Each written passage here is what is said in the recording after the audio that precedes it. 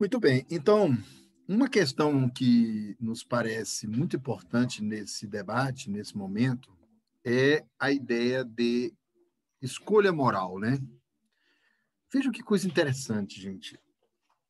Como, como nós podemos escolher como ser livre e baseado em critérios éticos, a escolha moral? Na Idade Média, a escolha moral era uma coisa muito problemática, porque o indivíduo não dispunha da liberdade, sequer o indivíduo era considerado em si mesmo. Ele era quem comandava a sociedade era a consciência coletiva.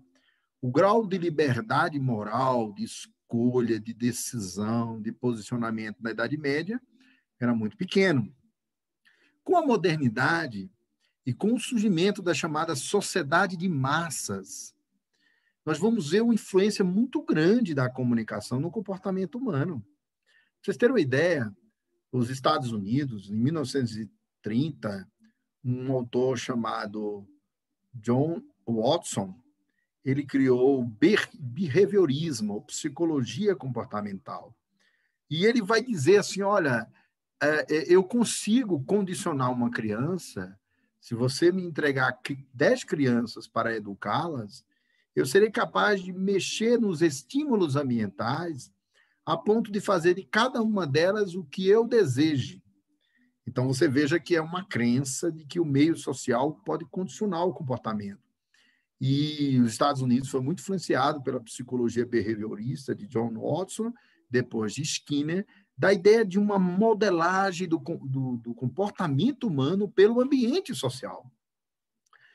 E a escolha moral ela é fundamental dentro do tema da comunicação. Por quê?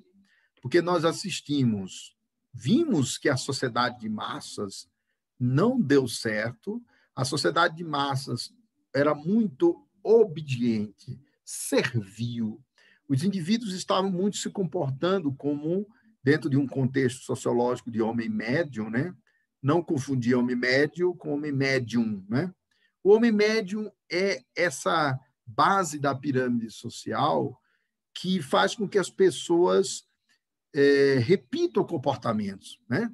É muito curioso que a sociedade você tem um número de milhões de pessoas que fazem tudo o que todo mundo faz, né? Então a gente percebe um condicionamento social muito forte. E como é que a gente pode se libertar dessa influência dos meios de comunicação?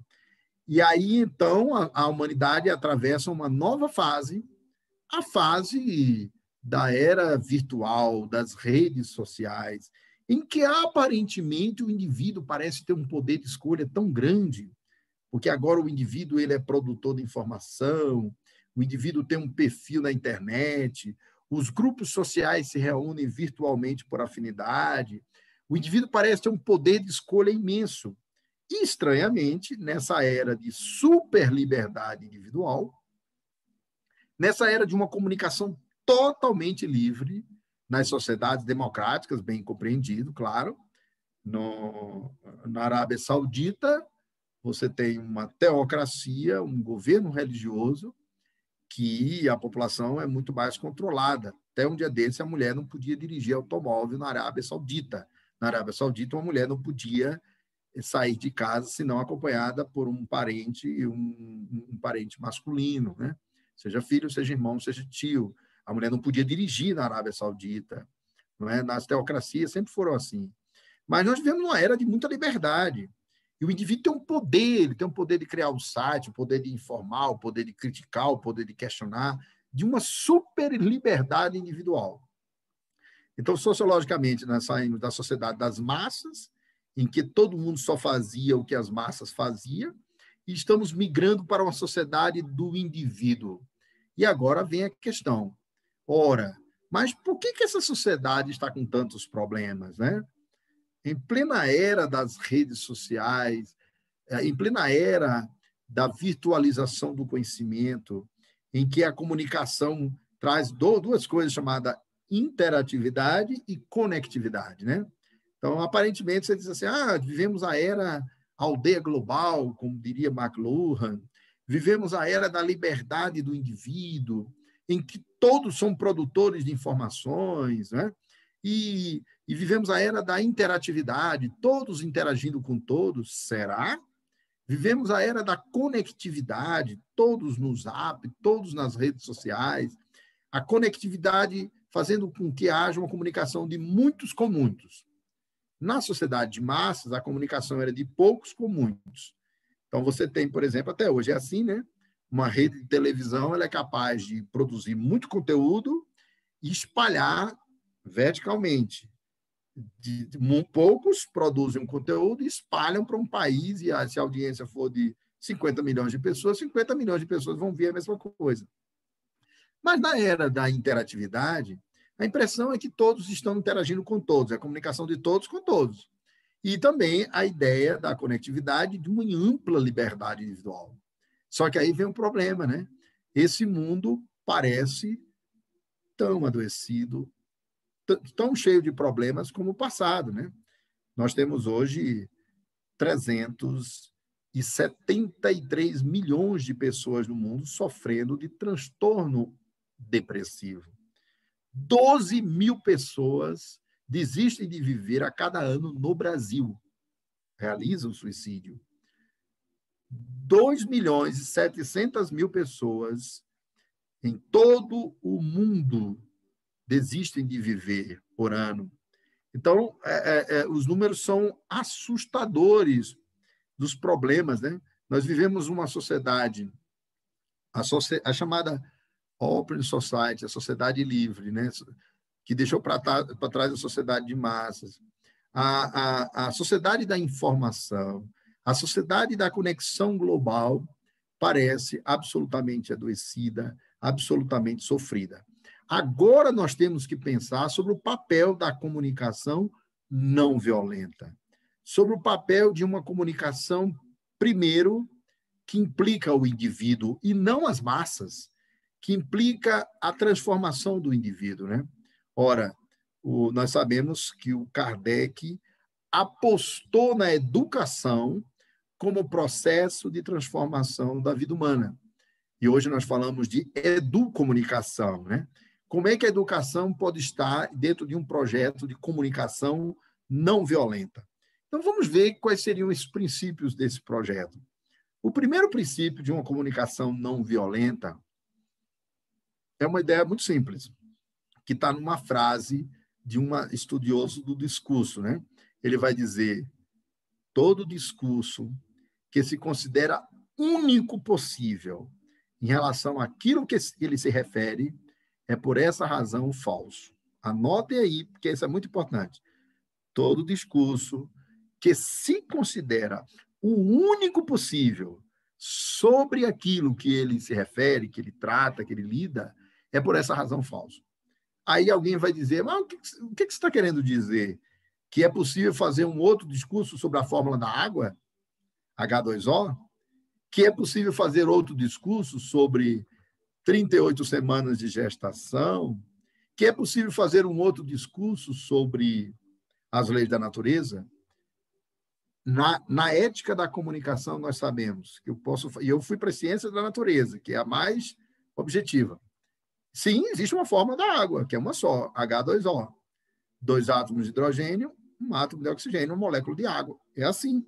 Mas, se o poeta se referia a essa molécula de água, se o filósofo se referia a ela, se o mundo, se o espírito, do ponto de vista espiritual, se referia a ela, então você tem que admitir que não existem discursos absolutos, que os discursos, como o próprio Kardec propôs, sabe o que o Kardec disse? Vamos ver se o Kardec não concorda com isso.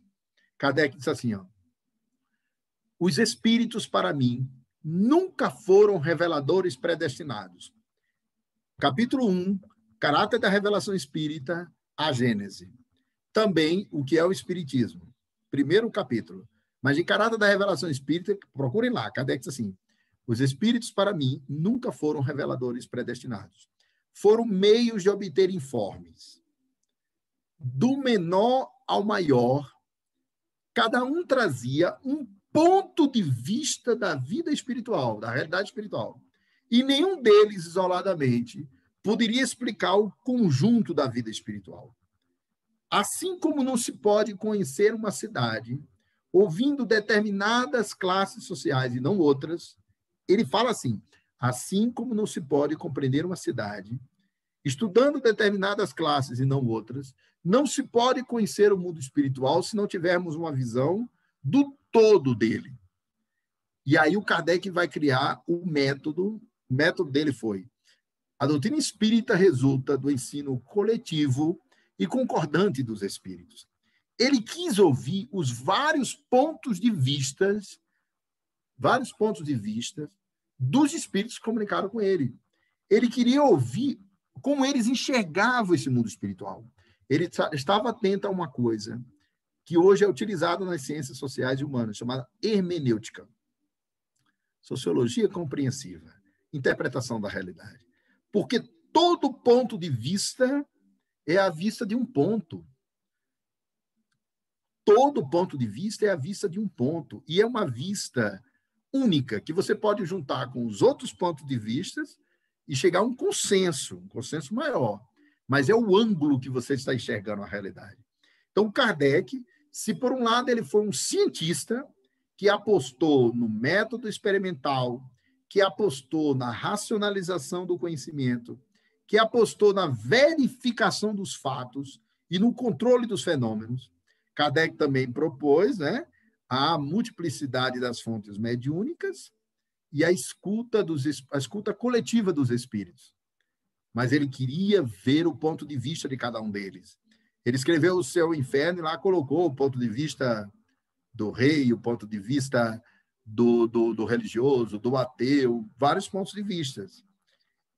Essa multiplicidade de visão vem conosco para a nossa visão de que a verdade como consenso de pontos de vista. Então, o primeiro aspecto de uma comunicação livre, de uma comunicação democrática, é você admitir que o seu ponto de vista é apenas a vista de um ponto, nunca a verdade absoluta. A verdade ela se transforma ao longo do tempo. Na Idade Média, acreditava-se no regime ptolomaico. A Terra era o céu, o centro do sistema solar. Na Idade Moderna, com Galileu Galilei, o Sol passou a ser o centro do sistema solar. Com Albert Einstein, olhando sobre outro ângulo, não há centro nenhum no universo, né? Então, a verdade ela é progressiva, relativa e ela resulta do olhar que você dispõe, né? Então, é preciso, na ética da comunicação não violenta, entre religiosos, entre seres humanos, entre pessoas, entre classes, entre grupos, entre partidos, entre indivíduos, admitir que o seu ponto de vista é apenas um ponto de vista da realidade, não é a verdade toda. O Espírito Emmanuel, ele disse assim, ó, a verdade é como um espelho que se quebrasse indefinidamente, em bilhões de partes. Cada um pegou um pedacinho desse espelho e olha a realidade a partir do espelho, tal qual este espelho reflete a realidade. Então, você vai ver que o filósofo vai ver um fenômeno como um fenômeno natural de um jeito, o biólogo de outro, o químico de outro, e eles podem conversar entre si, construindo aquilo que hoje a gente chama em ciência interdisciplinaridade, diálogo e consenso interdisciplinar. Então, o filósofo francês Blaise Pascal, contemporâneo de René Descartes, enquanto René Descartes dizia assim, ó, para compreender a realidade, basta a razão analítica. Junte todas as partes do fenômeno e você terá o todo. Analise racionalmente cada parte. Isso é razão analítica de René Descartes. A visão de Blaise Pascal disse, olha, Descartes, cuidado. Se você juntar todas as partes, você não chega ao todo complexo. O universo é constituído de ólons, de todos. O ser humano não é, biologicamente falando, o conjunto dos órgãos que o constitui.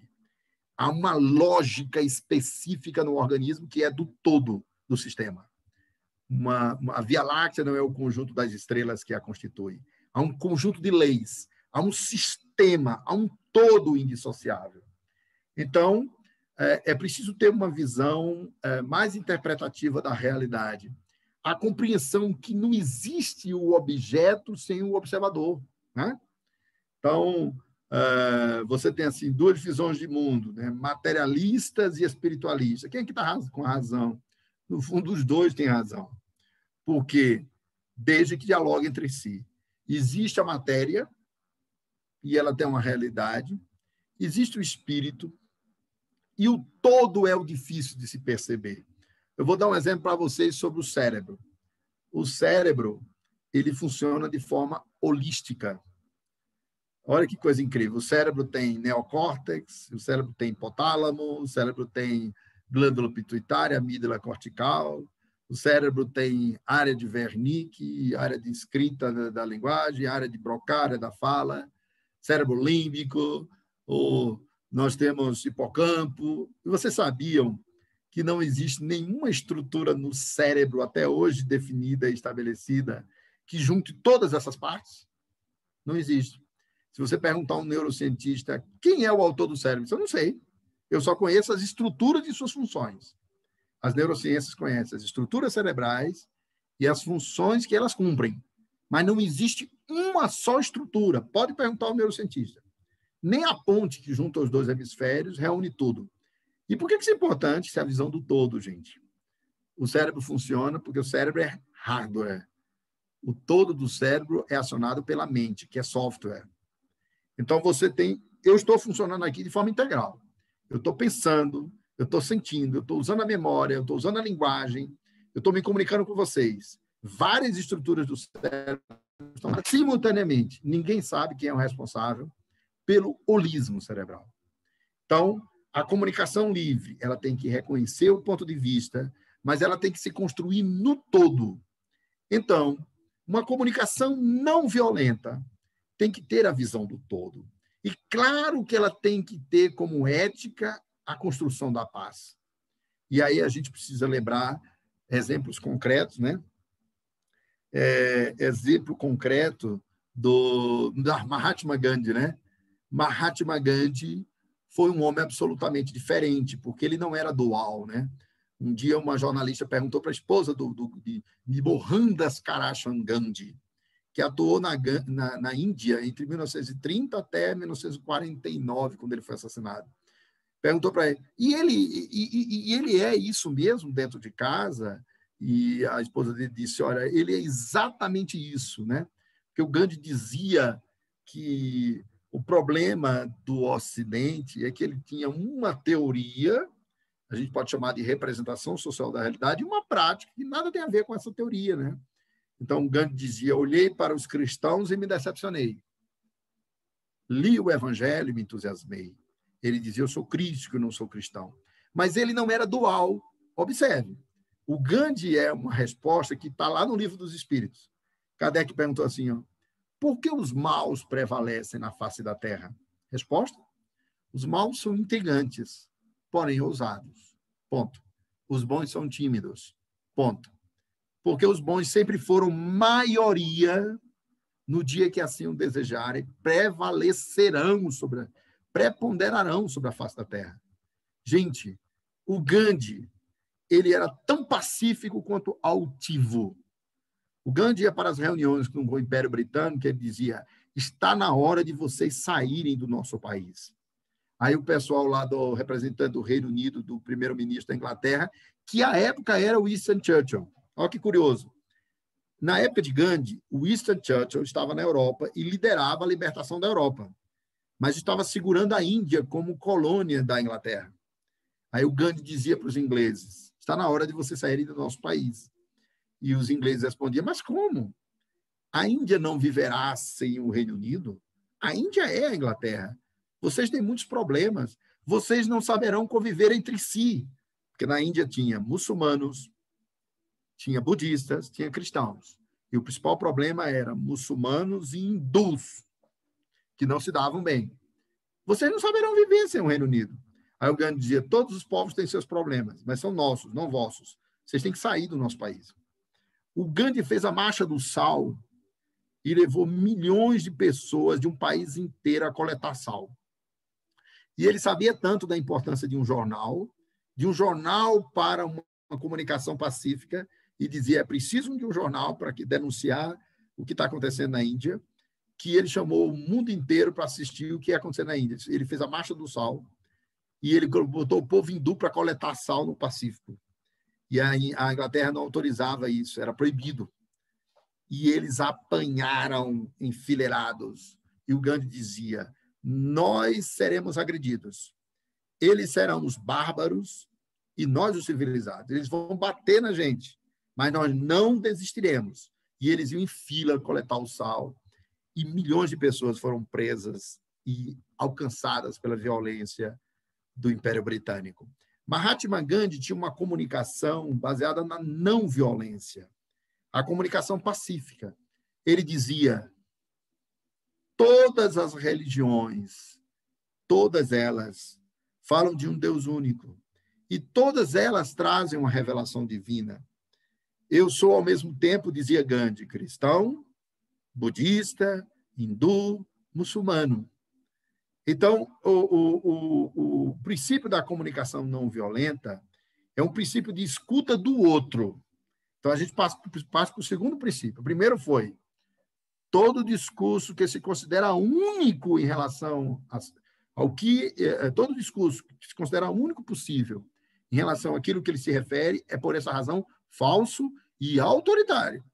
Então, nós espíritas, ao nosso ver, nós temos que, dentro do princípio kardeciano da tolerância, ao invés de dizer que toda a verdade absoluta está com o espiritismo, nós temos que dizer, olha, existe verdade na ciência, existe verdade no olhar da religião, existe verdade transcendente no olhar da arte. A verdade está por toda parte. Nós somos apenas mais um recurso de verdade. Nós não dispomos de toda a verdade, gente. É uma ilusão imaginar que o espiritismo é a última revelação da humanidade. As pessoas falam certas coisas sem ter consciência da realidade. Eu pergunto a vocês, daqui a 1 milhão de anos, em 1 milhão de anos, a nossa espécie foi formada. Daqui a 1 milhão de anos, qual é a espécie que haverá sobre a Terra? É o Sapiens? Ou o nosso cérebro terá passado por transformações biológicas e outra espécie terá suplementado a nossa? Que tipo de verdade nós disporemos daqui a 1 milhão de anos? Alguém lembrará, mas Jesus disse, o céu e a terra passarão, mas as minhas palavras permanecerão. Sim, a ética do amor, as leis universais, estas são eternas, né? E mesmo assim, cada um de nós vai apreciar essas leis a partir do seu ponto de vista. Então, no ponto de vista de uma consciência que é a nossa, nós estamos separados uns dos outros. Então, você diz assim, ó, é a consciência ego-identificada. Você diz, eu sou um, o professor César é outro, a professora Nádia é outra pessoa. E cada um de nós estamos separados uns dos outros. Muito bem, é o nível evolucionário da consciência ego-identificada. Mas cuidado, Jesus disse, eu e o Pai somos um só. Ele falou de uma consciência de unidade. João 13, capítulo 13, versículo 30. Eu e o Pai somos um somente, um só. E ele também disse, ficai sabendo que o meu Pai está em mim, mas ele também está em vós. Que ele está em vós e está em mim. Ele falou de uma consciência de unidade que é um fenômeno extremamente complexo e que nós espíritos até abordamos pouco isso.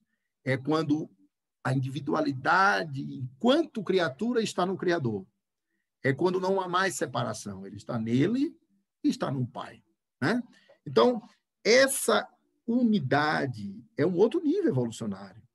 E, por enquanto, a gente está operando na consciência da separação. E qual é o melhor remédio para a separação? Segundo o princípio da comunicação não violenta. É escutar o outro nos termos do outro.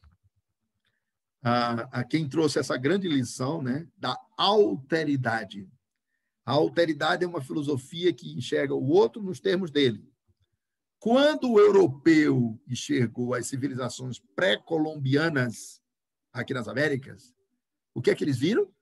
Chegou aqui os reinos espanhóis e portugueses, eles viram, já existia aqui nas Américas, as civilizações maias, incas e astecas. E eles eram extremamente evoluídos. eles tinham um conhecimento incrível da astronomia, eles tinham cidades antes da chegada dos colonizadores europeus.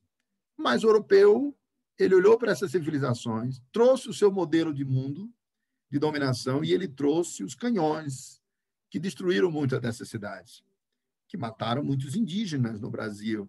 Isso é um modelo colonizador, que olha para o outro, não para apreciar a diferença do outro, mas para colonizar essa diferença.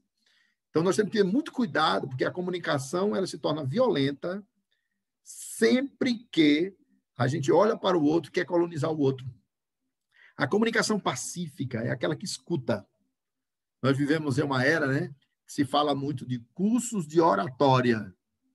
Junto com Rubem Alves, eu digo, nós precisamos de cursos de escutatória. A escutatória é uma habilidade de escutar o outro nos termos dele. Quem faz isso é a psicanálise, a psicologia. Ela escuta o indivíduo sem julgá-lo. E ela tenta escutar como ele aprecia a realidade.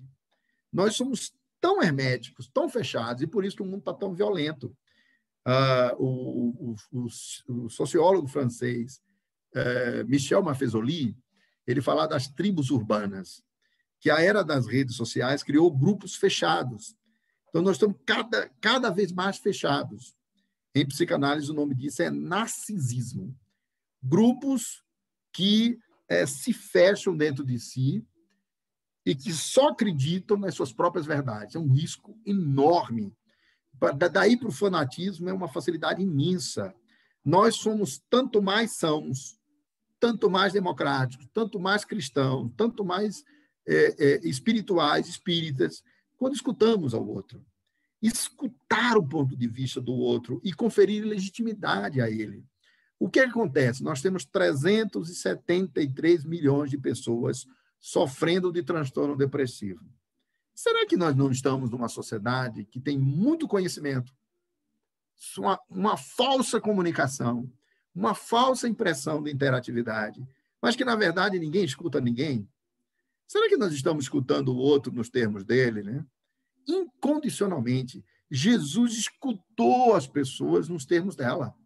Imagina se Jesus fosse escutar cada uma daquelas pessoas nos termos dele, do nível de evolução dele. Ele ensinava e escutava. Ele orientava e amava. E, acima de tudo, ele tinha compaixão. Ele compreendia. Então, Mahatma Gandhi foi um mestre da comunicação não violenta, porque ele escutava ao outro incondicionalmente. Chico Xavier era um indivíduo que escutava incondicionalmente ao outro, não é? E para escutar, você tem que se desfazer do narcisismo, que é essa problemática bem estudada na psicologia, que é a sensação de que sabemos tudo, que já compreendemos tudo, né?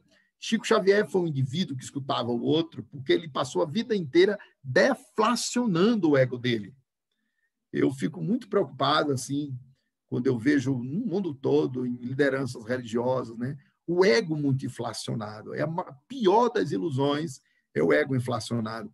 O Chico Xavier, quando perguntavam para ele, a Hebe Camargo perguntou em um programa de televisão, Chico, ele já tinha mais de 400 livros, ele já tinha mais de 370 livros psicografados, já estava ali na faixa de 30 milhões de livros vendidos. Você sabe o que você representa para o Brasil? Ele disse, sei, eu sou uma grama no imenso gramado da vida. Não tinha apenas humildade, tinha um olhar sobre a realidade. Então, quando nós nos desfazemos do narcisismo, quando nós aprendemos a escutar e aprender com a diferença do outro, eu parabenizo aqui a professora Nádia, que tem um evento maravilhoso na Universidade Estadual do Rio de Janeiro, do qual eu já tive a honra de participar, que ela reúne, né, esse grupo, faz esse evento, e realiza o encontro de líderes religiosos e até de cientistas de todas as tradições. Isso é a coisa mais rica que a gente possa imaginar, gente. Um dia nós vamos chegar a um nível de evolução melhor em que pastores protestantes falarão no centro espírita, em que o espírita falará na igreja evangélica, e que a gente vai escutar com muita atenção os ateus que têm muito a nos ensinar. Mas o que acontece? Estamos todos em bolhas virtuais. A era do narcisismo virtual criou bolhas. todo mundo fechado em bolha, no seu grupo, no seu segmento, na sua corporação. E aí não é possível amar o outro na diferença do outro. Quando a consciência cósmica permitiu que o planeta Terra fosse alcançado pelos ideais iluministas, é porque essa evolução nos levaria à potência do indivíduo. O indivíduo é sempre diferente. Os casamentos acabam, os pais brigam com os filhos, as nações se desentendem, os vizinhos se matam. Os homens matam as mulheres no Brasil, a cada minuto 17 mulheres são alcançadas pela violência e morrem nesse país. Por quê? Porque a gente não tolera a diferença do outro. A gente não é capaz de aceitar a liberdade do outro. E a liberdade do outro está nas palavras de Chico Xavier, que dizia: a mim me dou o dever de ser cada vez melhor, e ao outro dou o direito de ser o que ele é. Essa liberdade incondicional é o que em antropologia a gente chama de uma compreensão hermenêutica da diferença do outro. O mundo é maravilhoso porque é plural, não porque é semelhante. A gente só gosta do que é semelhante. A nossa comunicação se torna violenta porque a gente sempre se coloca no lugar que já passou e ficou no passado, que é da Idade Média. Na Idade Média, eu citei aqui a expressão, era o magicte dixit. Isso não existe mais hoje, gente. Não existe o mestre que diz. Existe a pessoa que pesquisa. Existe o homem que estuda. Os próprios espíritos tiveram a humildade de dizer que não sabiam de tudo. Né? Tenho muita preocupação quando eu vejo nós espíritas assim, achando que os espíritos sabem tudo. Os espíritos, no livro dos Espíritos, Kardec pergunta assim, a origem do universo. Como se deu a origem do universo? Isso nem nós sabemos. Ninguém sabe. E Kardec queria saber do processo. Como é que Deus tinha criado o universo? Queria que os espíritos falassem sobre isso. Eles disseram, nós não sabemos. A gente acha que a opinião dos espíritos é estática. Vocês acham que Sócrates, Platão, Joana d'Arc, Fênelon, Santo Agostinho e outros espíritos, o próprio Emmanuel, ora, os espíritos evoluem, eles mudam de opinião, eles enxergam a realidade de forma mais ampla. A doutrina espírita tem que ser uma doutrina progressiva, sem medo do futuro. Quando nós nos isolamos e acreditamos que somos donos da verdade, nós estamos correndo o risco de nos tornarmos uma seita isolada e ultrapassada estatisticamente. Porque o mundo contemporâneo é o mundo do diálogo. Você veja que, às vezes, a gente tem medo dos ateus. Os ateus tiveram importância imensa. Um filósofo como Friedrich Nietzsche, ele dizia, a escolha moral legítima é aquela que o indivíduo tem quando ele faz a transubstancialização dos valores. A crítica da transubstancialização dos valores. Nietzsche foi um homem extraordinário, que as pessoas só lembram dele porque ele morreu de sífilis cerebral. Ele foi um dos maiores filósofos da modernidade. A gente deveria aprender com Nietzsche muita coisa. O Nietzsche foi um indivíduo que entendeu o projeto de poder da cristandade e entendeu a potência humana como potência que escolhe.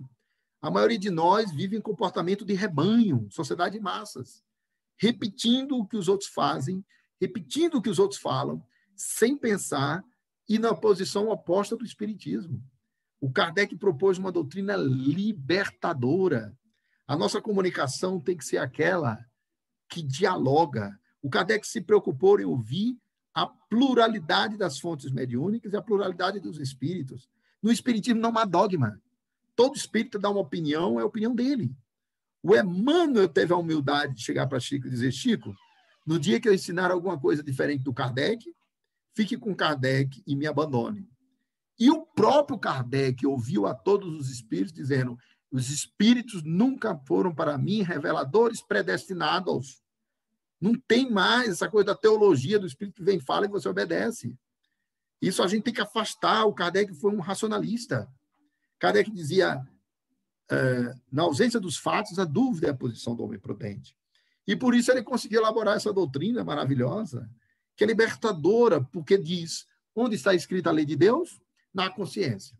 Agora, a consciência, ela não é apenas do indivíduo. a consciência social. A consciência alemã declinou de 30 a 45. Não é que ela evoluiu, mas ela declinou em compreensão social. Ela sintonizou com o passado. Nós podemos viver voltados ao passado ou ao futuro.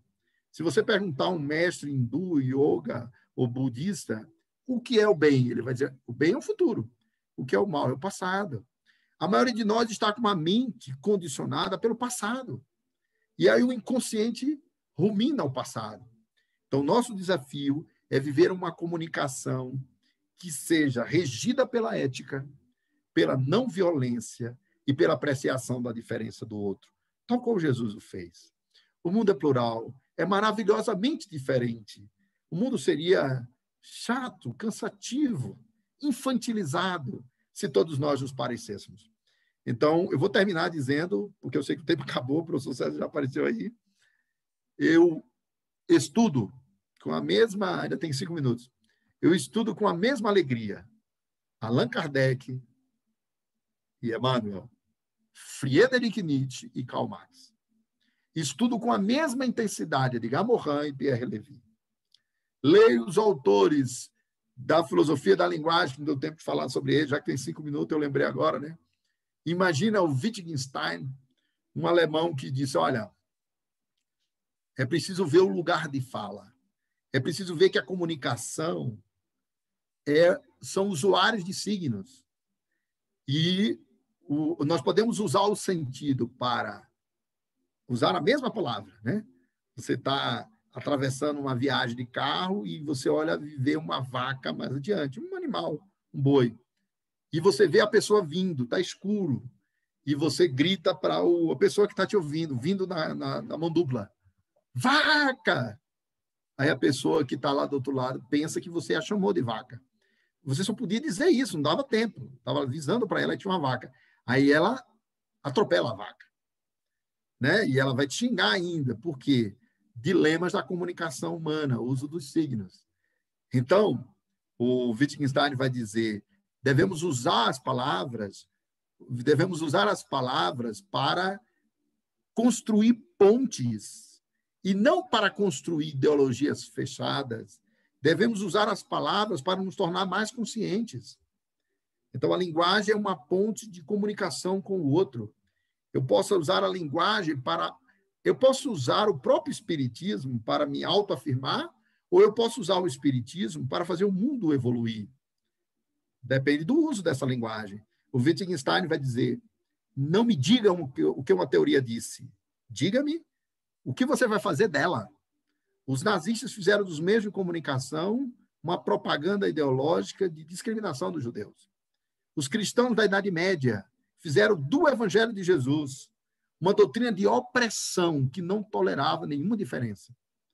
E a sociedade de massas fez do mercado e dos bens de consumo um uso de que as pessoas tinham que ser felizes consumindo, né? Diga-me o que consumes, eu direi o que és. E nós temos 373 milhões de pessoas sofrendo de transtorno depressivo no mundo. E segundo as estimativas da OMS, em 2025, 1/3 da humanidade vai estar sofrendo de depressão. As pessoas estão desistindo de viver, porque a nossa comunicação continua antifraterna, antidemocrática. A gente gosta do quem é parecido com a gente. Eu quero ver amar a diferença. Dialogar com pastores protestantes. Dialogar com bandistas, que a gente olha com preconceito nós espíritas. Dialogar com o budista. Eu estou lendo Cérebro e Meditação, de 2 autores maravilhosos. Wolf Singer, um homem com 400 artigos, um dos maiores neurocientistas do mundo, e o monge Ricard Martier, que é um outro assunto, um outro tema, um outro seminário, considerado um dos homens mais felizes do mundo, porque a sua mente é capaz de enfrentar aquilo que nós outros não sabemos fazer, que é a piscadela atencional. Recentemente, numa pesquisa na Universidade de Harvard, os cientistas fizeram esse experimento. Você mostra várias imagens, as pessoas em sequência rápida. Todos nós aqui, quando a gente vê uma imagem, o cérebro está cuidando de memorizar aquela imagem. A sua tarefa é ver a imagem ou a palavra e anotar para dizer depois. Aí, quando vem a segunda imagem, com uma certa rapidez, o cérebro está processando a primeira imagem. Aí ele consegue a segunda com dificuldade, na terceira ele já não registra mais e começa a errar, porque o cérebro está operando por partes, registrando na memória uma imagem por vez. Pegaram o Ricard Mathieu, que é um meditador experiente, e ele mostrou como a utilização da mente, como a meditação, como os meditadores experientes são capazes de registrar, ele acertou em quase 100% as imagens, porque ele estava no estado chamado equilíbrio dos estados meditativos. Se quisermos paz no mundo, teremos de meditar mais, orar mais e escutar mais do que falar. Ouvir o outro na preciosidade do que o outro está dizendo. Esse outro pode ser quem for. Pode ser um mendigo no meio da rua que te dirá uma palavra que você nunca ouvirá de ninguém e você jamais esquecerá. E esse mendigo lembra Jesus, que era um homem do povo. Não era um homem da elite. Era um homem que estava no meio das ruas, escutando as pessoas.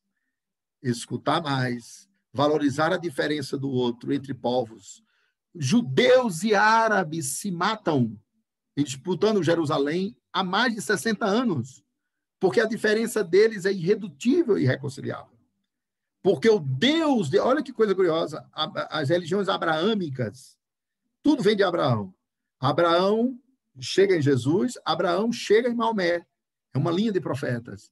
E judeus e árabes se matam, porque só o Deus Alá dos palestinos serve, ou só o Deus dos judeus, Jeová, serve. Por quê? Porque a diferença do outro gera ódio. A comunicação não violenta está aberta à diferença do outro, ao valor sagrado do outro, seja ele qual for e onde for. Eu vou terminar com o Chico Xavier. Chico Xavier ia para os presídios no Dia das Mães. E aí ele dizia que via as mães ao lado dos presos, porque as mães nunca abandonam seus filhos. Por mais que a diferença do crime a tenha feito sofrer, lá está as mães ao lado dos filhos. Então, estar em condicionamento com o outro é escutá-lo. O mundo está sofrendo porque nós gostamos de falar. Quando a gente começar a escutar uns aos outros, haverá uma transformação na nossa comunicação e ela será não violenta. E aí nós poderemos ser o sal da terra e podemos cumprir a utopia de Jesus. Amai-vos uns aos outros como eu vos amei. Observe que foram dois momentos. Primeiro ele disse, amar ao próximo como a ti mesmo. Amar a Deus sobre todas as coisas e ao próximo como a ti mesmo. Aí estão todas as leis e os profetas. Mas no final, na despedida da Santa Ceia, ele disse, um novo mandamento vos dou, que vos ameis uns aos outros, como eu vos tenho amado. Não existe amor com intolerância, não existe amor com a rejeição à liberdade do outro. Não existe amor com imposição. Amor é escuta e aí isso constrói cultura de paz. Eu vou terminar de maneira muito descontraída, né? Jesus disse lá na última ceia, muitas coisas vos tenho a dizer, mas presentemente não as podeis suportar. Na minha imensa inferioridade, eu vou dizer, muitas coisas eu tinha a dizer, mas o tempo não dá mais. Acabou. E eu estou à disposição para responder perguntas naquilo que eu souber responder.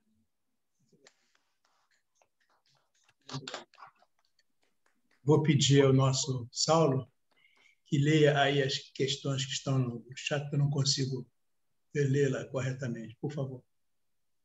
Nádia também já está aí, pode ler também, Saulo. Estava escalado o Saulo para ler, né, Saulo? Por favor. Não, nós tínhamos combinado que o Saulo ia fazer isso hoje. Ok, acabei de dizer isso. Vamos lá, Saulo, por favor. Bem,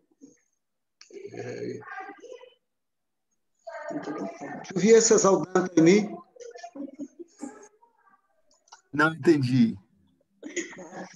Tu vi essa saudade em mim? Vocês estão me ouvindo? Ah, ele está falando aí. Ok. Vamos lá, então, vamos trabalhar.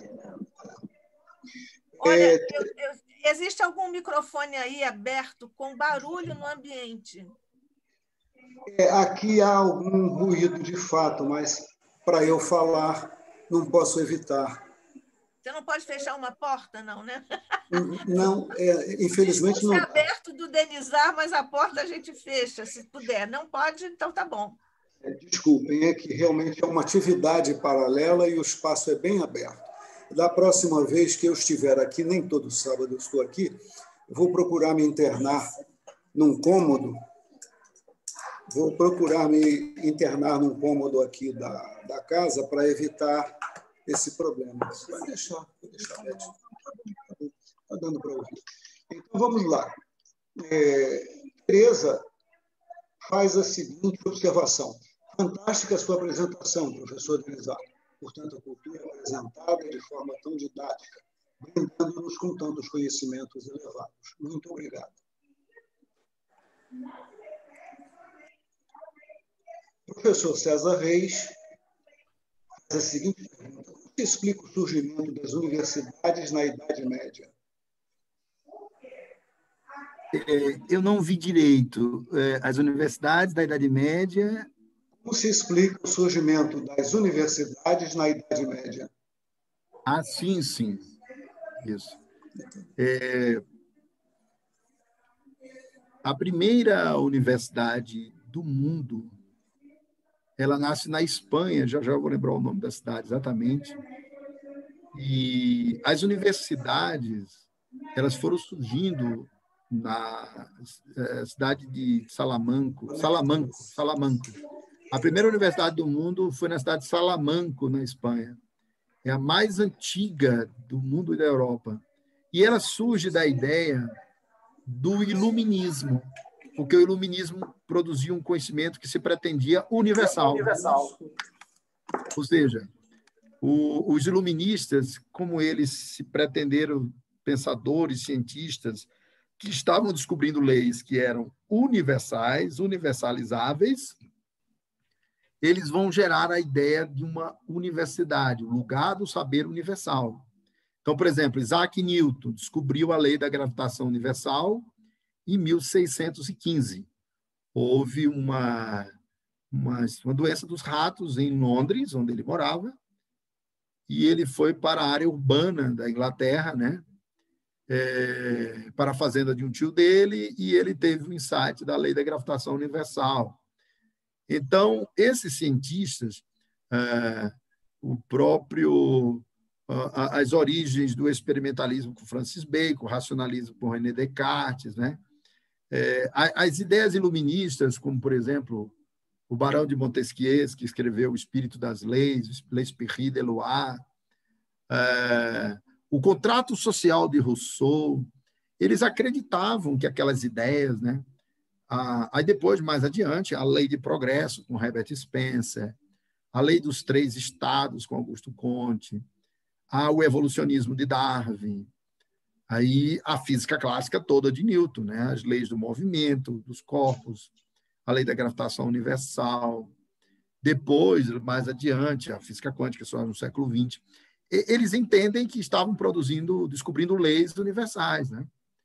E essas leis, elas poderiam ser estudadas pelo mundo inteiro e ser um saber aceito por todo o planeta. Aí nós saímos da era do conhecimento local, que observe, eu falei alguma coisa da história da Europa. Vocês podiam me perguntar, mas cadê a história da Índia, Denizar? Cadê a história do Egito? Cadê a história do povo de Israel nessa época? No século XX, eu sei, mas na Idade Média, o que é que a gente sabe da Índia na Idade Média? Eu só sei que era uma sociedade de castas, sei também das religiões que lá existiam, brahmanismo, budismo, hinduísmo, islamismo.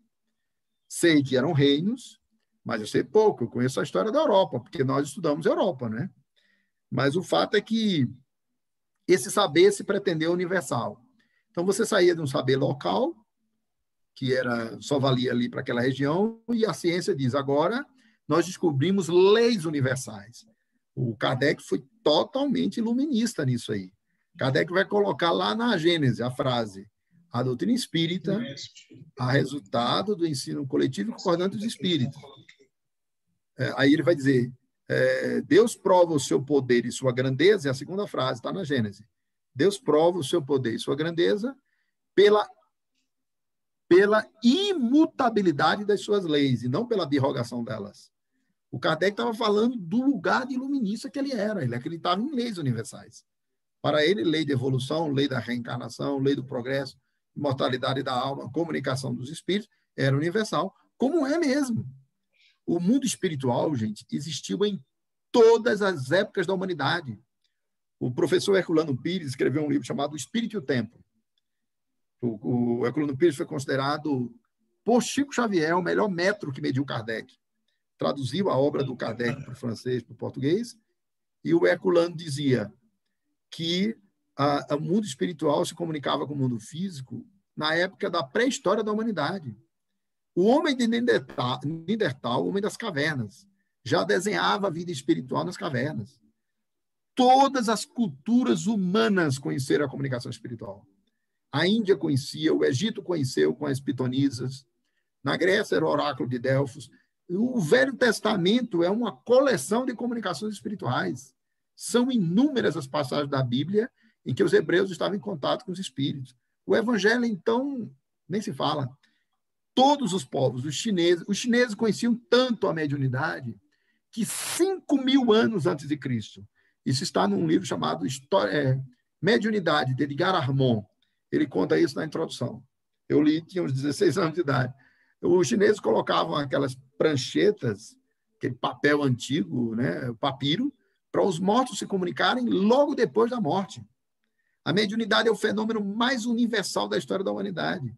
Só o Ocidente moderno que começou a abandoná-la, e a Idade Média que o proibiu. E aí o Kardec veio e trouxe o Espiritismo. Então, são leis universais. Está por toda parte. Eu vou fazer uma perguntinha para vocês, que eu não tenho certeza sobre ela, mas como eu sou alguém que pensa, eu vou me dar o direito.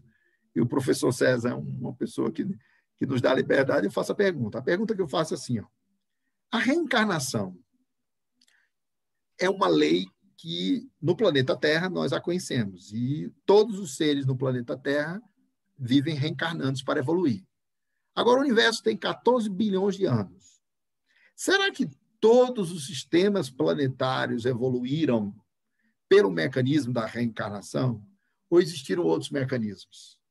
A gente sabe da Terra. Isso é uma pergunta, gente, eu não estou afirmando nada. Eu só estou me dando o direito de perguntar.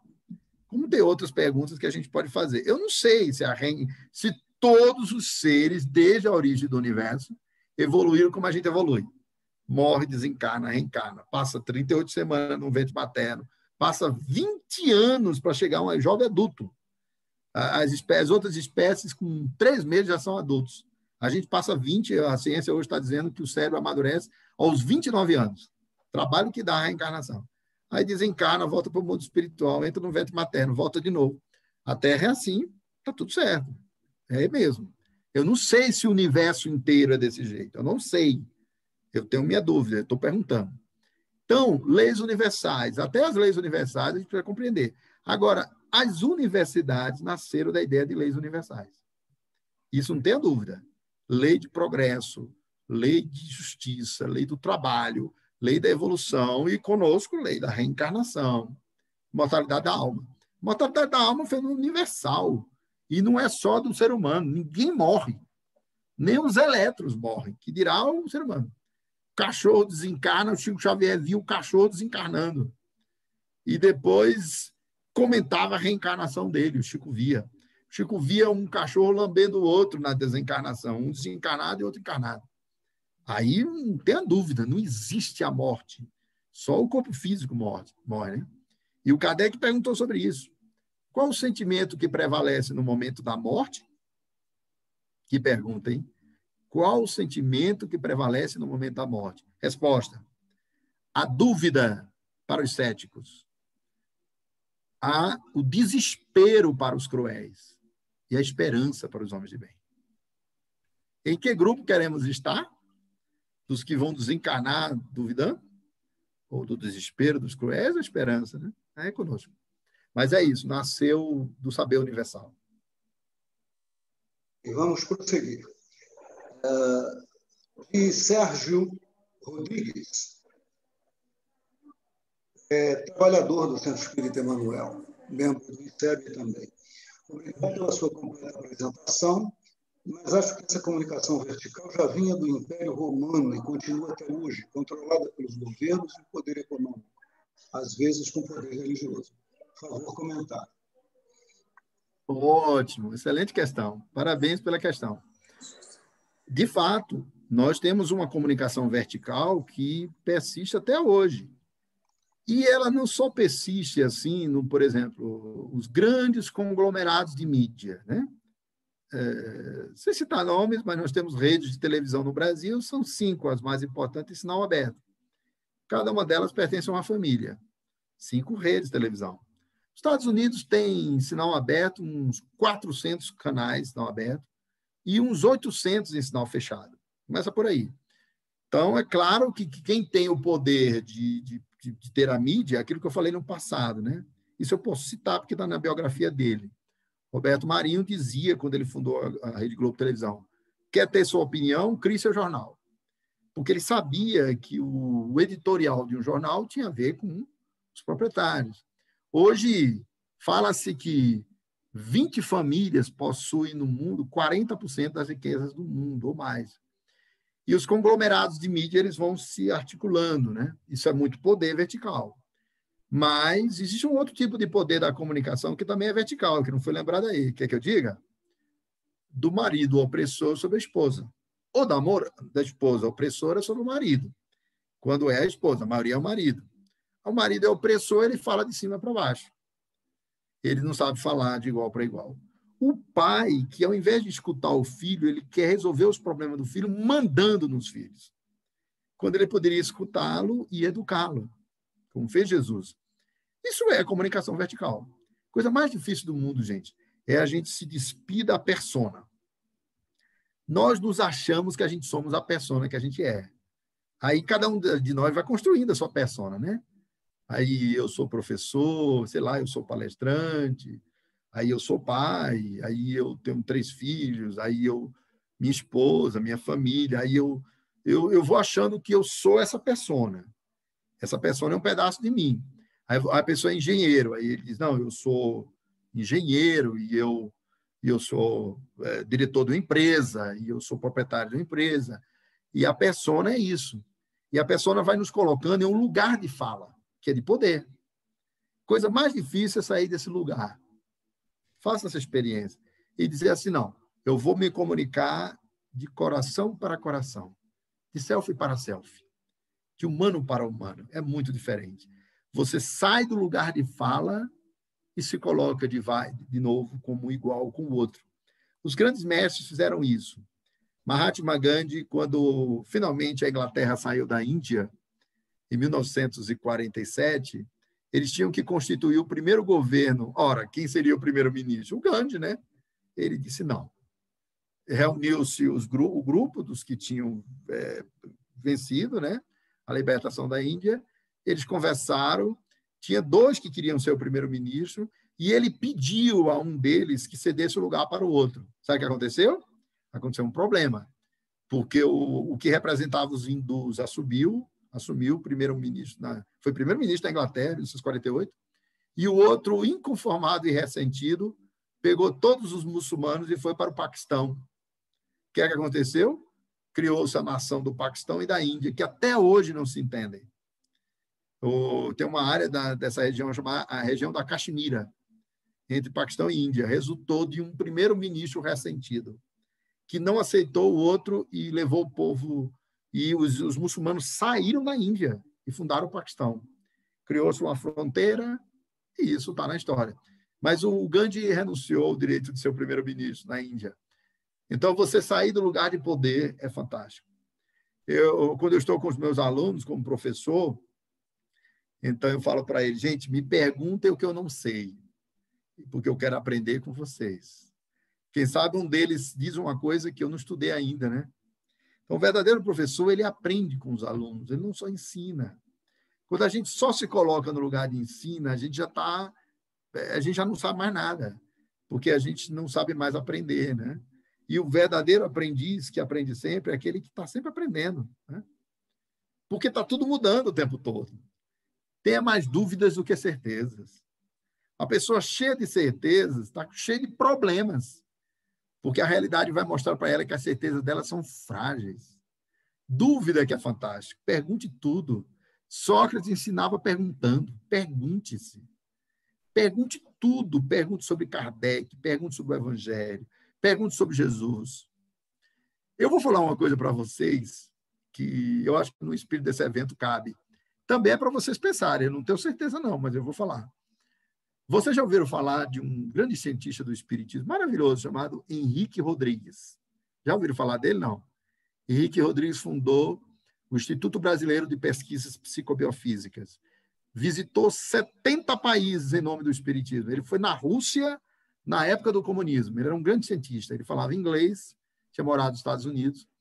Ele era um pesquisador, escreveu A Ciência do Espírito, escreveu um monte de livros. Ele morava em Minas Gerais, Belo Horizonte. Henrique Rodrigues, o professor César conhece, porque a turma da antiga aí, os líderes conhecem, né? E o Henrique Rodrigues eu trouxe a Brasília, no Fórum Nacional do Espiritismo. Quando o professor César veio, eu conheci ele aqui em 1998, 97, ele veio e fez palestra em Brasília. O Henrique Rodrigues era fantástico. Sabe o que ele dizia, gente? Para vocês pensarem.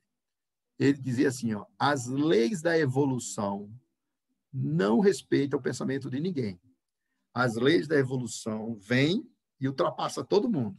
Só que se preparem, porque aí vocês vão ficar assim pensando. Ele dizia, as leis da evolução ultrapassam Newton, ultrapassa Einstein, ultrapassa Kardec, ultrapassa Jesus. Bom? Talvez não, Jesus não, porque talvez Jesus represente a ética universal. Você pode colocar em interrogação. Mas ele falava assim, e a gente precisa se habituar com a ideia que as leis da evolução progridem, entendeu? E que as nossas certezas, o Kardec diz em A Gênese, o mal que é bem numa época se torna mal em outra. O bem que é bem numa época se torna mal em outra. Na época da escravidão, escravizar as pessoas no Brasil de origem africana, os negros, isso era bom ou mal? Isso era péssimo para os dias atuais. Para a época, a sociedade tolerava. Era um erro? Era, não tenho dúvida disso. Mas na época se acreditava que era o certo, e nem a igreja contestava. Eu estou falando de 1500, 1600, 1700, quando em 1888 houve a libertação dos escravos no Brasil. A gente vai sempre olhar para o passado e dizer que povo atrasado era aquele. Vocês acham que o pessoal do futuro vai achar a gente evoluído? Talvez eles olhem para a gente e digam, meu Deus, eles se matavam. Talvez eles digam, eles comiam carne, e eu sou carnívoro, não sou vegetariano, não, ainda não. Talvez eles digam, eles destruíam as florestas deles, que povo atrasado, eles faziam guerras. Eles escravizavam, eles pagavam mal aos trabalhadores. Opa! É o futuro olhando para hoje. O futuro vai nos olhar criticamente. Sempre o futuro terá transformado o presente. Não se iluda. Ninguém espere... O próprio Kardec disse isso. Os espíritos disseram assim, ó, a lei de progresso é irresistível. E aqueles que tentam detê-lo serão, está no Evangelho do Espiritismo, serão levados no rodão da força da lei de progresso. Ninguém impede o progresso. E o poeta, nosso poeta Caetano Veloso dizia, é incrível a força que as coisas ganham na hora que elas têm que acontecer. Então, o Kardec dizia, o espiritismo está no ar, na Europa do tempo dele. Ninguém podia impedir o espiritismo. Os espíritos fizeram uma invasão espiritual organizada.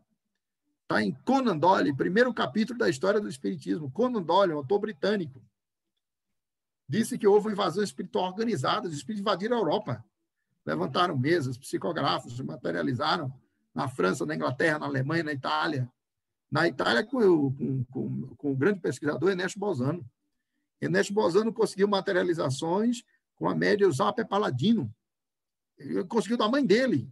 Ele era professor da Universidade de Gênova. E ele diz, eu coro de vergonha quando eu ridicularizava os espíritas. Porque ele não acreditava nos espíritos. A mãe dele se materializou através da mediunidade de Eusapia Palladino. Os espíritos invadiram a Europa e abalaram a Europa. Kardec diz, o espiritismo está no ar. Ninguém segura. Mas nós temos que ter essa compreensão de que o progresso é transformador. E tudo vai continuar evoluindo. A nossa espécie será superada por outra, gente. O doutor Amit Goswami diz que, no futuro, esse cérebro maravilhoso terá transformado. E nós vamos ter um super neocórtex. Sabe o que vai acontecer? Ele vai estar preparado para as visões psíquicas e espirituais e todo mundo vai tê-la. Porque o Kardec dizia, a mediunidade é orgânica.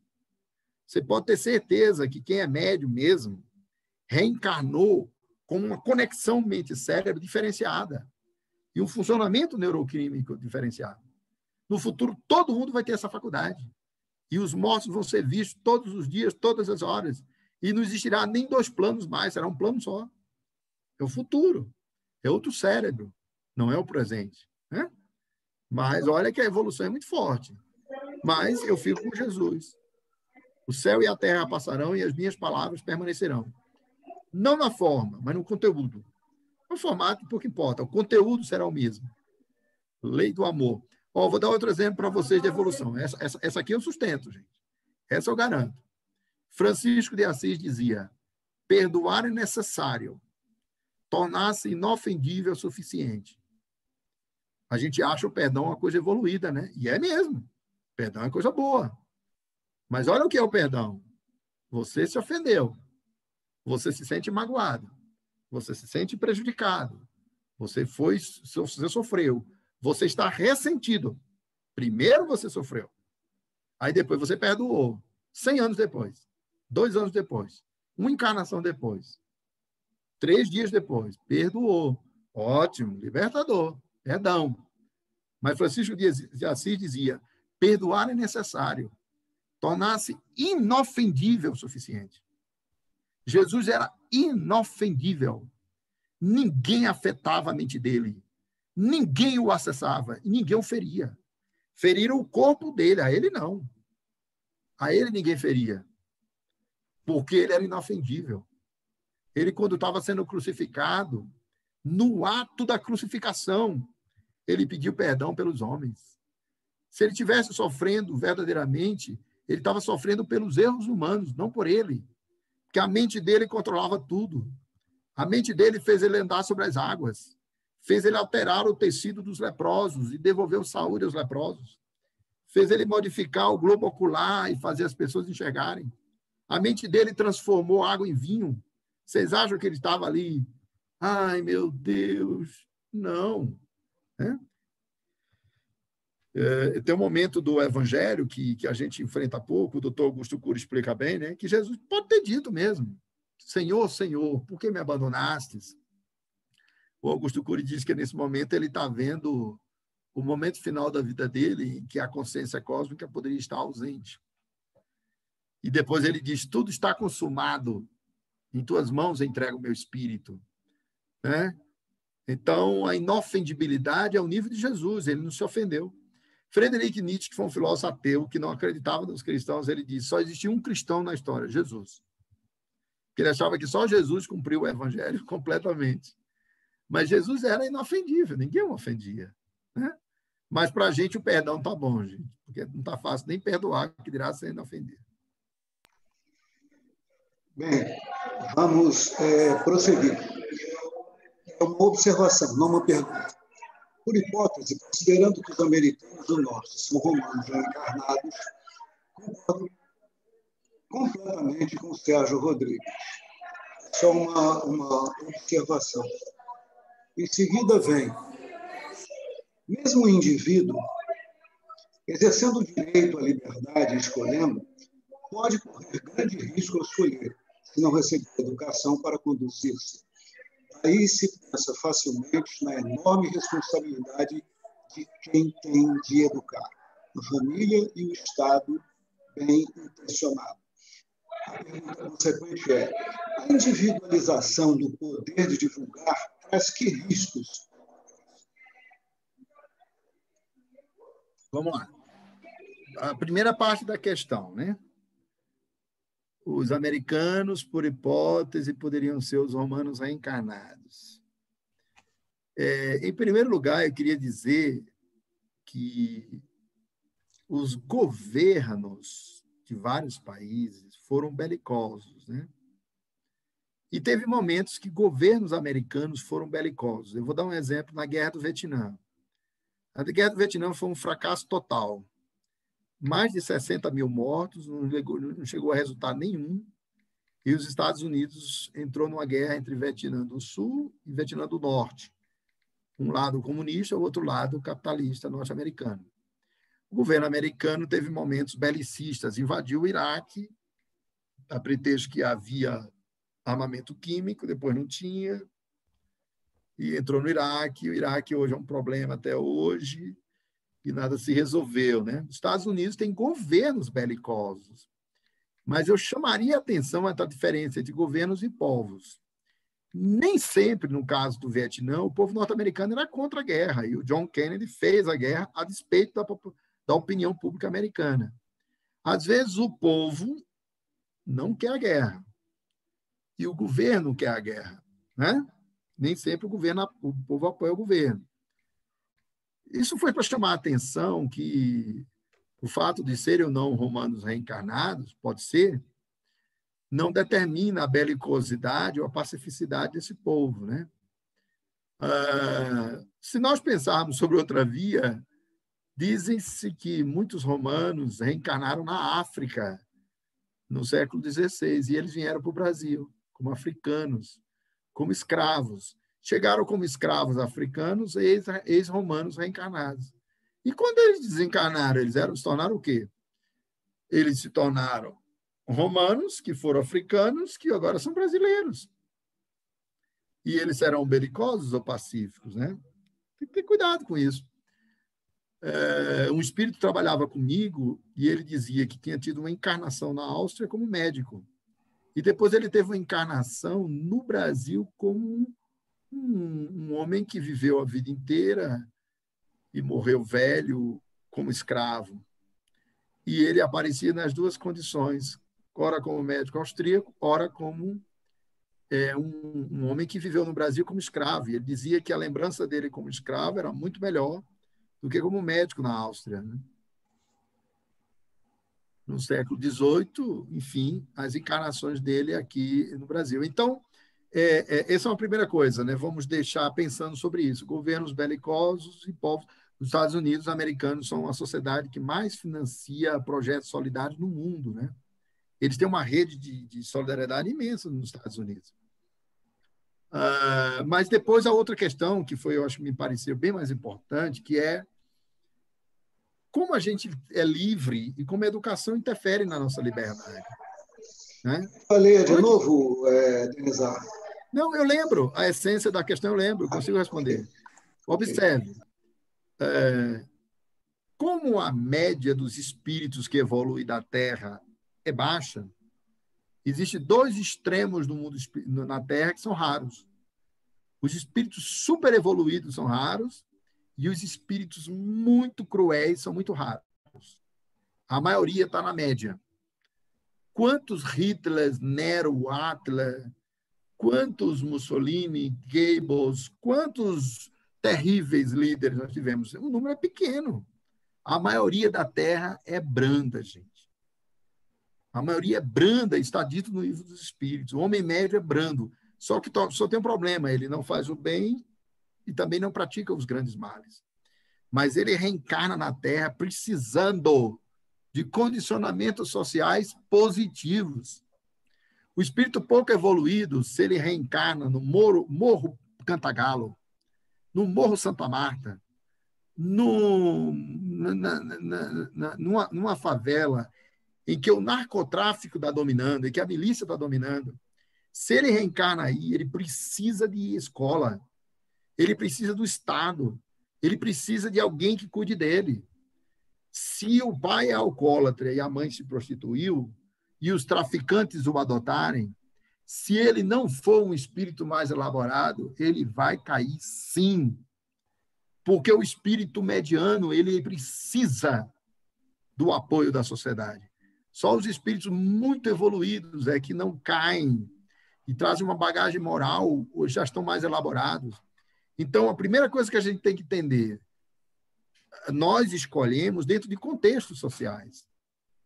Uma vez eu tive um professor de economia na minha graduação em sociologia, que ele era irmão dos maiores geógrafos desse país, que escreveu a Geografia da Fome, ele era irmão desse indivíduo, ele era consultor da ONU, e ele dizia: o maior escândalo do Brasil não é o fato da pobreza, é o fato de nós termos o padrão de vida da Europa Central, em Ipanema, Copacabana e Leblon, e o padrão de vida da África Central, atrás desses bairros. Ele falou isso nos anos 90. Melhorou um pouquinho, mas não melhorou muito. Então, quando você tem esse grau de desigualdade estrutural em uma sociedade, quando o Estado não chega com escola pública, quando o Estado não chega para a civilização, o espírito que reencarna ali, se ele não tiver uma boa bagagem moral, a possibilidade dele cair é muito grande. Nós temos uma escola de sociologia nos Estados Unidos chamada Escola de Chicago. Eles dizem assim, ó, me dê 10 pessoas de uma comunidade e eu te direi quais são as possibilidades dela de escolha. A escolha não é absoluta. Você não pode nascer num determinado contexto, todos os fatores conspirar para você, repito, conspirar contra você, e se você não for um espírito muito preparado, você vai fazer o que é possível. O que é possível? Aos 16 anos, ser avião de traficante. Se a escola pública não está lá, se o Estado não aparece, se a comunidade não é solidária, se eu não tenho família, eu sou adotado pelo traficante. A sociedade inteira está caindo com esse jovem. Isso é uma responsabilidade solidária. Isso não foi somente ele, a sociedade toda caiu junto. Mahatma Gandhi dizia: quando o único homem se levanta, a humanidade inteira se levanta com ele.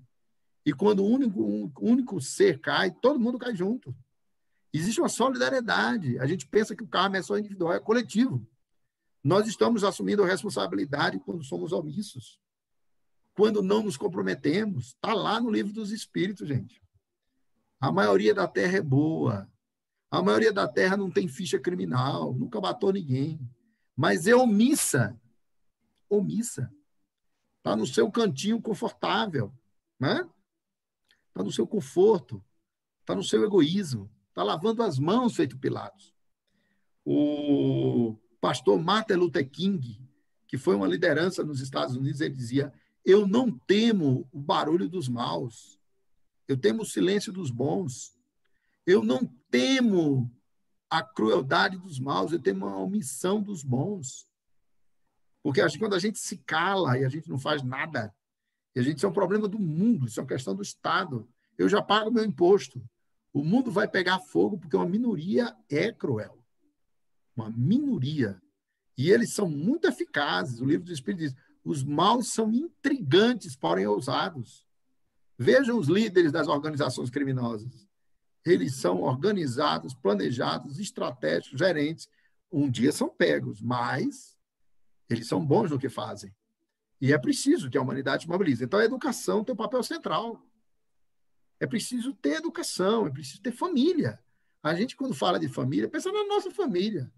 Eu tive um pai que foi um exemplo de vida, ele se chamava Rivail, era espírita. Meu avô era espírita, se chamava João Augusto de Souza, por isso que eu me chamo Denizar. Meu pai é um paradigma na minha vida. Tudo que eu sou, eu devo em parte a ele. E, muito significativamente, a ele é minha mãe. Agora, se você não tem pai, não tem mãe, não tem escola, né? Aí eu quero aqui lembrar a missão do Lar Fabiano de Cristo, né? Que o professor César Reis comandou. Eu conheço a história do professor, gente. Comandou o Lar Fabiano de Cristo, comandou a Capemisa.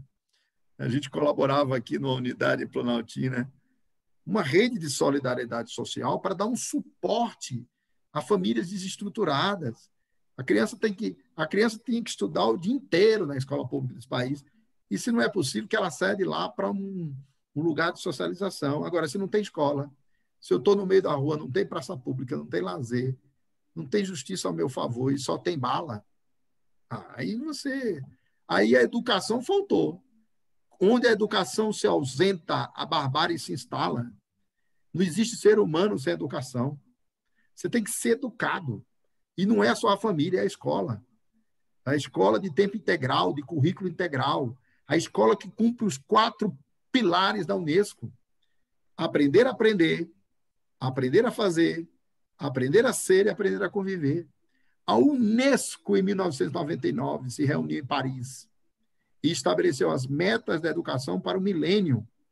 Essas 4 metas são espíritas. Aprender a aprender. Qual é o melhor método para aprender? É ler o livro? É dialogar? É compartilhar o conhecimento em grupo? É assistir uma aula?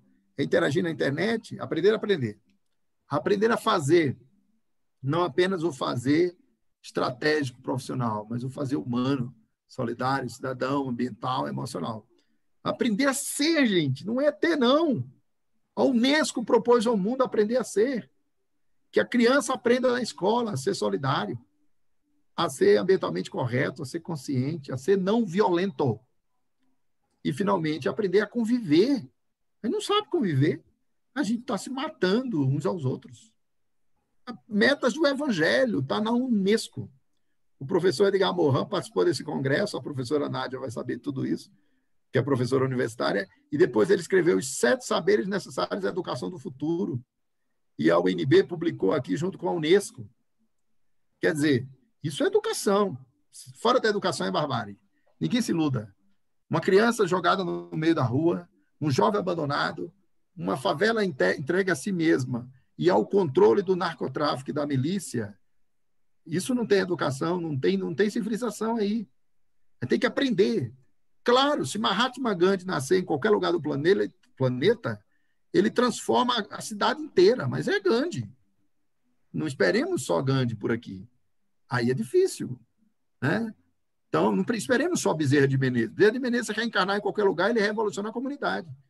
Não tem traficante que o influencie, não tem contexto social, ele altera a cidade inteira, porque ele traz a grandeza na alma. Mas não é essa a realidade dos espíritos que reencarnam na Terra. A maioria precisa de suporte para não repetir, para não ser bárbara. E suporte escolar, familiar, educacional e espiritual. Sem isso, é barbárie. César, por gentileza, nós estamos com o tempo limite ultrapassado. Como faríamos?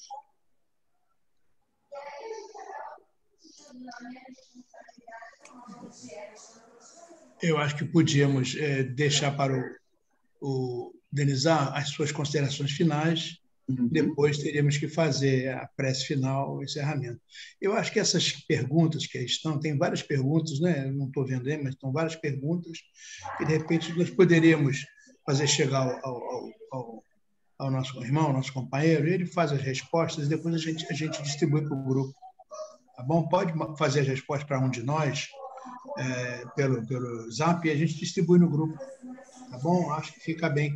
Tem tanta coisa importante aí falada, né? Tanta coisa importante que ele nos disse. Eu acho que agora realmente foi uma tarde de gala. Mas, Saulo, eu acho que deveríamos entregar ao companheiro para ele encerrar e depois a prece final. Muito bem, eu ficarei à disposição. O professor César, a professora Nádia pode me enviar as perguntas, eu respondo por e-mail e compartilho com o professor César e a professora Nádia. Eu quero encerrar agradecendo mais uma vez, dizendo que é uma alta honra estar na casa de Deolinda Amorim, esse grande espírita, jornalista, escritor, filósofo, que escreveu nos anos 40, 50 no Brasil, né? E que gerou essa casa, inspirada por ele, a Casa Deolinda Amorim, Instituto de Cultura Espírita do Brasil. Dizer que foi uma honra participar desse evento, dizer que aprendi muito e espero ter deixado uma mensagem lúcida de esperança, terminar com as 2 asas que Mahatma Gandhi dizia que guiou a vida dele. Primeiro, dizer que o Espírito Emmanuel disse, em A Caminho da Luz, a missão de Gandhi. Não sei se sabem, mas Gandhi foi o único ser encarnado contemporâneo de Chico Xavier. O mundo tinha Hitler na Alemanha, Gandhi na Índia e Chico Xavier psicografando Parnaso em túmulo e todas as obras da década de 30 e 40. Chico é contemporâneo de Gandhi, que, por sua vez, é contemporâneo de Hitler. Os 3 viveram no mesmo planeta na mesma época. O Espírito Emmanuel nunca citou uma pessoa encarnada como referência. Em A Caminho da Luz, procurem A Missão de Gandhi. Ele citou Gandhi estava vivo no mundo físico. E eu vou terminar com Mahatma Gandhi, nessa palestra sobre cultura de paz, dizendo, o Gandhi falava de duas palavras, ahimsa e brahmacharya. Ahimsa é mais conhecida. Ahimsa. Ahimsa é uma palavra em sânscrito. Himsa é ódio. Ahimsa é não ódio. Não violência. Comunicação não violenta. É não violência. Só que tem a palavra brahmacharya, que não é lembrada. Gente, não é bruxaria, não, viu? É brahmacharya. Brahmacharya é uma palavra do sânscrito, do brahmanismo. Brahmacharya significa falar a verdade. Gandhi dizia que eram essas duas asas sobre as quais ele conduziu a existência dele. Não violência e falar a verdade. Princípio da pureza interior, falar a verdade. Que sejamos testemunhas da verdade, tal qual Jesus nos ensinou. Conhecereis a verdade e a verdade vos fará livres. Falemos a verdade em qualquer situação. Atestemunhemos, doa em quem doer, no sentido de falar a verdade, mesmo diante dos poderosos. Possamos dar o nosso testemunho de verdade, de pureza interior e de não violência. Essa é a conclusão da nossa palestra. Eu agradeço a todos e que possamos ter uma comunicação de paz com tudo e com todos. Muita paz a todos. Um grande abraço ao meu grande amigo, professor César Reis. Um abraço especial à professora Nádia e até uma próxima oportunidade, se Deus quiser. Ahimsa e Satyagraha. Nádia, beleza. Satyagraha, princípio da verdade. Princípio da verdade. Nádia, por gentileza. Não pedir a No Nádia processo de encerramento. Nádia, se faz a prece final, por favor. Você hoje já falou tanto da prece, né?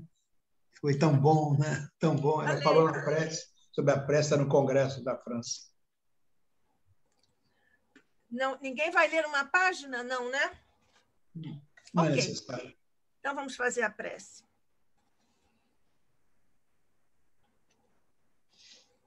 Mestre Jesus, eis-nos aqui ainda uma vez em teu nome reunidos, rogando-te, mestre querido, aceites neste instante a comovida por comovente resposta de nossos pequeninos corações à oportunidade que nos concedeste nesta tarde, com a presença, a amorosidade, a cultura, as vibrações de nosso querido irmão e companheiro Denizar de Souza.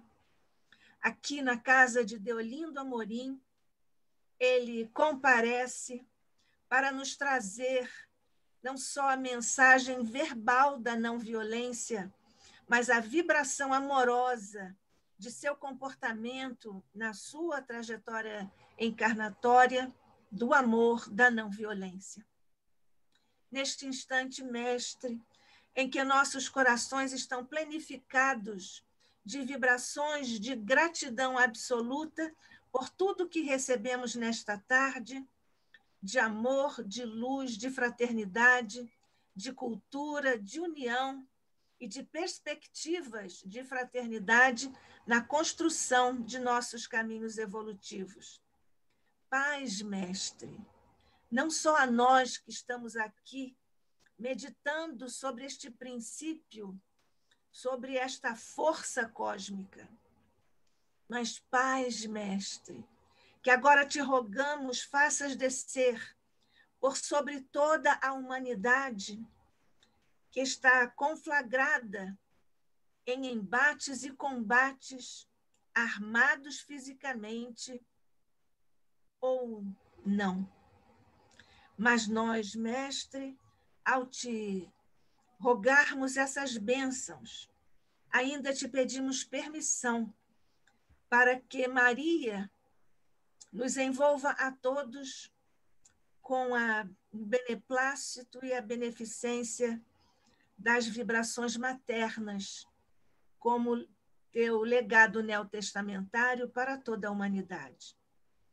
O ICEB, neste instante, também te roga, mestre, ao te agradecer pelas bênçãos que tem recebido, mas te roga neste instante que multipliques os recursos em torno de nossos mentores queridos, de Olindo, Jorge Andréia, Embaçaí e tantos outros, José Jorge, Dr. Lauro Salles e tantos outros, que possamos juntos todos, na vibração e na sintonia do amor que nos une, possamos, em nossa trajetória comum, vibrarmos como irmãos, como companheiros, como trabalhadores da seara que tu nos legaste. Paz e luz, mestre, a todos nós, rogando-te ainda, estendas a multifacética vibração de tuas consolações por sobre a humanidade terrena, vivendo neste instante a predição que nos fizeste dos tempos que são chegados. Graças te damos, pois, hoje e sempre, sob o olhar de nosso Pai. Assim seja. Sim, sim. Vou lembrar os irmãos que, a partir de terça-feira, este seminário do Denizar estará totalmente disponível no YouTube, né, na nossa página, Portal ICEB. Então, estará lá à disposição de todos, devidamente editado, arrumado pela nossa página, tá certo? Na semana que vem, teremos o nosso Dr. Rubim fazendo a sua apresentação dos estudos que há muito tempo faz do pensamento de Joana, Dr. Jorge Andréia, enfim, mais um momento de grande encontro de luz para todos nós. Muito obrigado, Deus nos abençoe a todos. Denizar, grande abraço. Deus te abençoe, te guarde. Vamos mandar as questões para você, tá bom? Fiquem em paz. Tchau, doutor. Fiquem em paz.